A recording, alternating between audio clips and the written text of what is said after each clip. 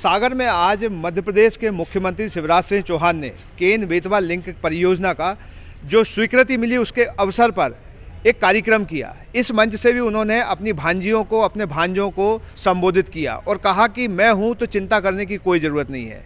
लेकिन आज इसी मंच पर एक भांजी को रेलिंग कूद कर जाना पड़ा। वहीं दूसरी भांजियाँ इस बात से नाराज़ हैं, इस बात से परेशान हैं कि भर्तियाँ नहीं निकल रही हैं, पुलिस की भर्तियाँ नहीं निकल रही हैं, दूसरे रोजगार नहीं मिल रहे हैं। आखिर कौन है ये भांजियाँ, क्यों उनको कूद के जाना पड़ा, देखिए न्यूज़ ग्राउंड जीरो की इस खबर में। मध्य प्रदेश के मुख्यमंत्री शिवराज सिंह चौहान के सागर में आयोजित कार्यक्रम में एक महिला ने बवाल कर दिया।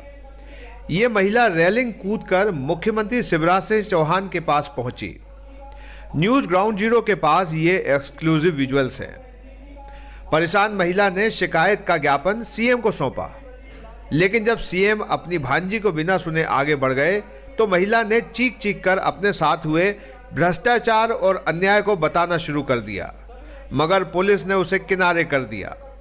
दरअसल ये महिला बताना चाहती थी कि स्व सहायता समूह होने के बाद भी उससे काम छीन लिया गया है और ये काम दिल्ली के निजी स्व सहायता समूह को दे दिया गया है जो रजिस्टर्ड भी नहीं है।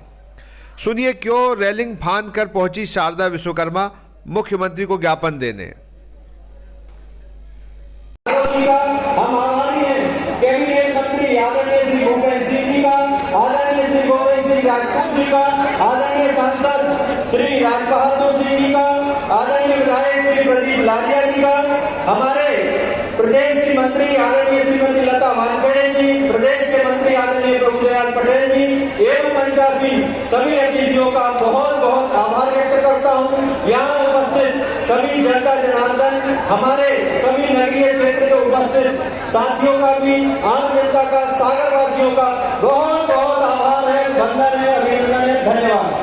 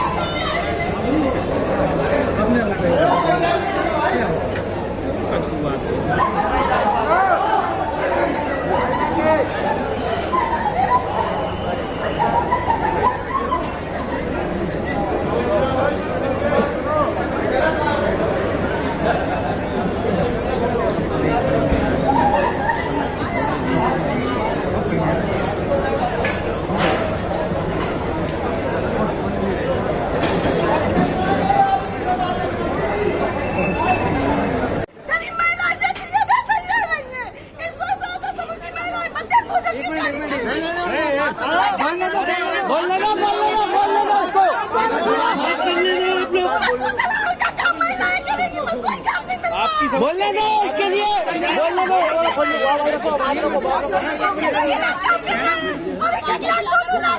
कौन सा थाने है अंतर्गत, कौन सा थाने?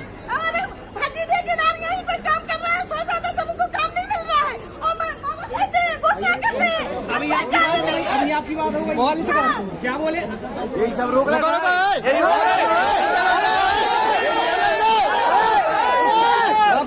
एक कूद के जाने की क्या जरूरत पड़ी मुख्यमंत्री के पास? मुख्यमंत्री के पास इसलिए जाते हैं, जो घोषणाएं करते हैं उन पे अमल नहीं होता है, ना अधिकारी लोग उस पे अमल करते हैं। इसलिए मुख्यमंत्री के पास वो जानकारी देने के लिए, उनको अपनी बात बताने रखने के लिए बोल गए थे हम उनके, क्योंकि ये मध्याह्न भोजन का काम कहते हैं कि स्व सहायता समूह की गरीब महिलाएं करेंगी, पर यहाँ तो प्राइवेट कंपनी घनश्याम सेवा समिति दिल्ली के कार्य कर रही है और सागर की महिलाएं बेरोजगार हैं, जिससे इसके लिए हम कूद कर मंत्री जी के पास ये आवाज रखने के लिए गए थे। स्व सहायता समूह की महिलाएं कहती है पूरक पोषण आहार का कार्य करेंगी, पर कोई पूरक पोषण प्राइवेट में फर्जी समूह बना के फर्जी ठेकेदार कार्य कर रहे हैं। कौन है फर्जी ठेकेदार? फर्जी ठेकेदार जो फर्जी समूह है, उनका समूह रजिस्ट्रेशन नहीं है।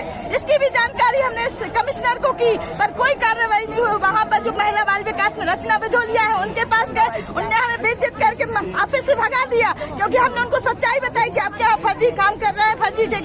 मान लो इतना तक हो रहा है कि महिला बाल विकास की कार्यकर्ता जो आंगनबाड़ी की है, वो समूह बना के कार्य कर रही है पोषण आहार का, और समूह वास्तव में है वो काम ही नहीं कर कर रहे हैं। ये सब आवाज और सब लिखा पड़ी सूचना के तहत हमने पूरा डॉक्यूमेंट्स पूरा रिकॉर्ड निकला, वो बिल्कुल पूरा सच है। और अच्छा, अभी सीएम साहब को बोला, क्या हुआ? क्या कलेक्टर साहब ने बोला कि हम दिलाएंगे काम, आप सीएम साहब से मत कुछ बोलो। कमिश्नर साहब कह रहे हम दिलाएंगे काम, आपकी क्या समस्या है? और हमें बाजू में छुपा के बिठा दिया कि साहब मिलने आ रहे हैं, कोई साहब नहीं मिलने आए और वो चले गए चुपचाप से। तो जो मंच से बोलते हैं वो सही में हकीकत में हो रहा है कि वो नहीं? होता नहीं है, अमल ही नहीं होता है। ठेकेदार और इन कर्मचारियों का प्रॉफिट बंधा है, कमीशन बंधा है, उनको मिलता है, गरीब जैसा है वैसे ही रहता है। ये भीड़ बुलाने के लिए बुला लेते हैं कि ये रोजगार देंगे, वो रोजगार देंगे, खुद का कोई रोजगार नहीं है, भूखे मर रहे, कोरोना भी मार रहा, गरीबी भी मार रहा, भ्रष्टाचार भी मार रहा है साला। हमारा शारदा विश्वकर्मा नाम है, मेरा स्व सहायता समूह चलाती हूँ मैं। जय मां शारदा स्व सहायता समूह के नाम से रविशंकर वार्ड में गठन है। मेरी गरीब महिलाएं, विधवा महिलाएं जो काम के लिए बेरोजगार हैं। हाँ, अब क्या करोगी? अभी सुनवाई होगी तो नहीं होगी तो क्या करोगी? अब सुनवाई में कमिश्नर ने आश्वासन दिया है, कलेक्टर ने दिया है कि हम करवाएंगे तुम्हारा काम, देखते हैं करवाते हैं कि नहीं करेंगे तो आत्महत्या कर लेंगे। पता ही सबको है कि नहीं, ये जब काम नहीं है, बेरोजगारी छाई है, कोरोना मार रहा है तो क्या करे? कुछ तो करेंगे। हर अनशन में भी कुछ नहीं होता है, कहते मर रहे तो मर जाओ, क्या हो रहा है? उनको भगवान देखे। अधिकारी को अच्छा खासा कमीशन मिल रहा है, इसलिए गरीबों की सुनवाई नहीं है। आपसे भी मांगा कमीशन किसी ने? अभी तक किसी ने नहीं सुनी कोई मांगे, और नामल हो रहा है। मुख्यमंत्री जब भी आते हैं महिलाओं के बारे में बहुत लंबा चौड़ा भाषण देते हैं, पर यहाँ के अधिकारी कुछ करते ही नहीं है। मुख्यमंत्री जी अभी बोल के रहे कि महिलाओं के लिए स्वरोजगार के हजारों ऑप्शन खोल रखे हैं, आपको नहीं मिल रहा कोई ऑप्शन? कोई रोजगार नहीं है महिलाओं को। बर्तन झाड़ू पोछा मांझ के काम कर रही है, कहूँ कुछ नहीं मिल रहा, कहीं कहीं तो बर्तन और कपड़ा धो रही है महिलाएं।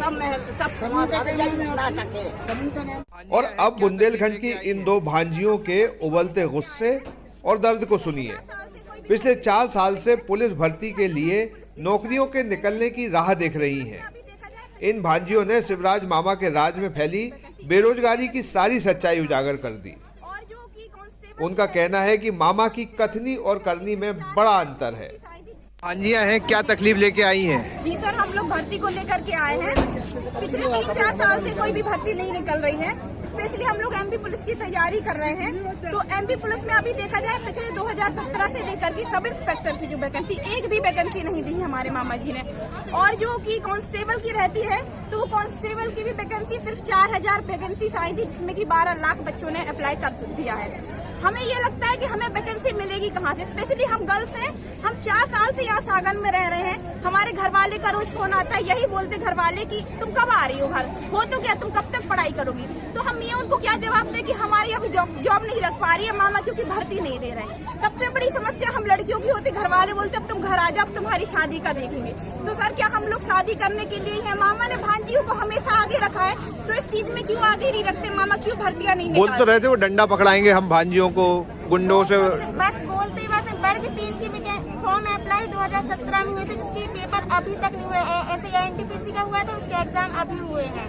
सर बहुत ही परेशान है। पिछले 3 साल से तो सब इंस्पेक्टर की एक भी भर्ती नहीं निकली। और सर कंपटीशन इतना है, हम स्टूडेंट कैसे रहते हैं, कैसे यहाँ पर करते हैं, वो सब आप जानते हैं। सर महंगाई इतनी बढ़ रही है, हम लोगों को 150 रुपए का 1 लीटर तेल लेने में भी सोचना पड़ता है। 4-5 बार सोचना पड़ता है, हम लोग 1 लीटर की तेल ले आना ले। महंगाई को रख के भी साथ में हमारे अगर पेरेंट्स यहाँ पे पढ़ाते हैं, तो वो ये सोचते हैं अगर हमारी बच्ची जा रही है तो कुछ बन के लौटे, ज्यादा कुछ ना सही तो कुछ थोड़ा ही मिले, कम से कम उन बच्चियों को मिले तो सही। बाहर पढ़ने वाली लड़कियों को पैसे लोग बोलते हैं। तो इस प्रदेश में मामा की भांजियां खुश हैं कि नहीं हो पा रही? हमें बिल्कुल भी खुश नहीं है, क्योंकि जब रोजगार ही नहीं रहेगा तो कैसे खुश रहेंगे हम लोग? हम लोगों को भर्ती चाहिए, और हम किसी का बुराई या वो करने नहीं आए। हम आपकी बात हो पाई मामा जी से? बिल्कुल नहीं हो पाई। हम लोग आम जनता से कुछ तो पूछना चाहिए, किसी से तो पूछना चाहिए। हम लोग 4 घंटे बड़े बड़े लोग मिल रहे हैं, बस हम लोग 4 घंटे से लगे हुए हैं, पर हम लोग कोचिंग का लॉस करके आए थे कि चलो ठीक है अपनी बात रखने शायद मिलेगा। इसलिए क्या नाम है आप दोनों के? मेरा नाम आकांक्षा तंत्र है, मैं दमोह जिला से हूँ, और इसका नाम पूनम खट्टी, ये गौरझामर से है। आप गौरझामर से? आप कोई आवेदन दे पाए यहाँ पे? जी नहीं सर, आवेदन नहीं दे पाए, किसी को भी नहीं दे पाए? जी नहीं।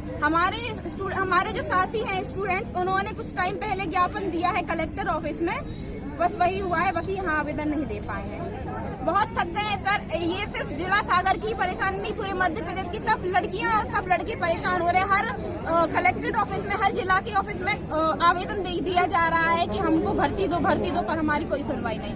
हमें किसी कांग्रेस से मतलब नहीं, किसी बीजेपी, ऐसा नहीं कि हमें इनसे प्रॉब्लम है या इनसे प्रॉब्लम है, हमें बस भर्ती चाहिए। हमें जो भर्ती देगा हम उस पार्टी को सपोर्ट करेंगे। कुछ टाइम पहले हमारे कमलनाथ जी भी रहे थे, हमने उनको सपोर्ट किया, हमें लगा शायद वो कुछ हमारी हेल्प करेंगे भर्ती को लेकर के, पर उन्होंने कुछ नहीं किया।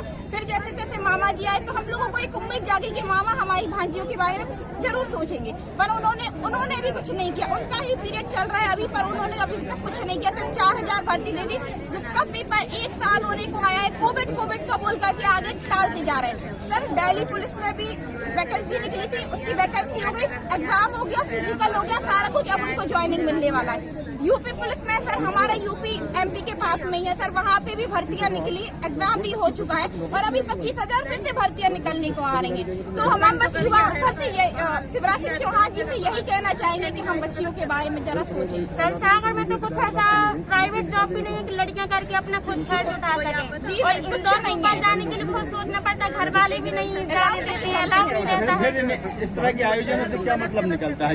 अच्छा एक बात बताओ, इस आयोजन पे कितना खर्चा हुआ होगा? वही तो बात है कि इसमें कितना खर्च किया, मतलब इतने में इंसान को रोजगार दे दिया, किसी को हम कह रहे 5-5 हजार भी देते तो उनका कितना अच्छा होता, लोग अच्छा कार्यक्रम में तो सर देखिए बहुत है। अगर वही खर्चा युवाओं के लिए सोचा जाए, जैसे मामा बोलते हैं भांजियां अभी पैसा नहीं है, अभी मामा की जेब में पैसा नहीं है, मामा ने ऐसा बहुत टाइम बोला है। तो यही कहना चाहूंगी कि मामा थोड़ा थोड़ा खर्चा बचा करके हम भांजियों के बारे में सोचे। जैसे एक पिता थोड़ा बचा करके ना अपनी बच्चियों के बारे में सोचता है या बच्चों के बारे में सोचता है, वैसे ही आप भांजी अगर बोला है तो उस काम को कीजिए, नहीं तो भांजी बोलने से कुछ नहीं होता है। बेरोजगारी से जूझ रही शिवराज मामा की भांजियों और अपनी पीड़ा बताने रेलिंग कूदकर जाने को मजबूर मातृशक्ति की ये 2 तस्वीरें साफ करती हैं कि मामा भांजियों का रिश्ता भाषणों में ही मीठा और करीब नजर आता है। News ground zero. हम आभारी हैं कैबिनेट मंत्री आदरणीय श्री भूपेंद्र सिंह जी का, आदरणीय श्री गोविंद सिंह राजपूत जी का, आदरणीय सांसद श्री राज बहादुर सिंह जी का, आदरणीय विधायक श्री प्रदीप लालिया जी का, हमारे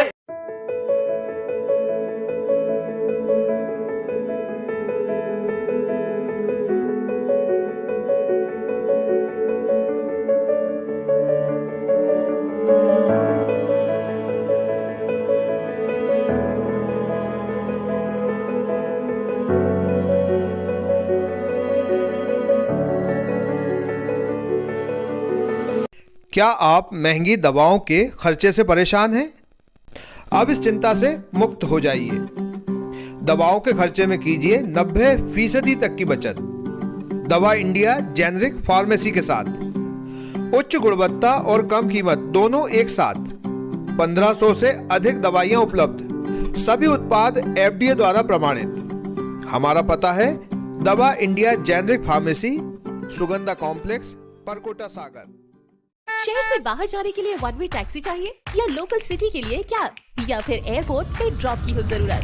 चुनिए अपनी पसंद की कैब और पाइए बेस्ट ऑफर्स के साथ मोस्ट कंफर्टेबल व सेफ राइड सिर्फ और सिर्फ MP कैब पर। आज ही गूगल प्ले स्टोर से MP कैब की एंड्रॉइड ऐप डाउनलोड करें या विजिट करें www.mpcab.in और बुक करें अपनी राइड।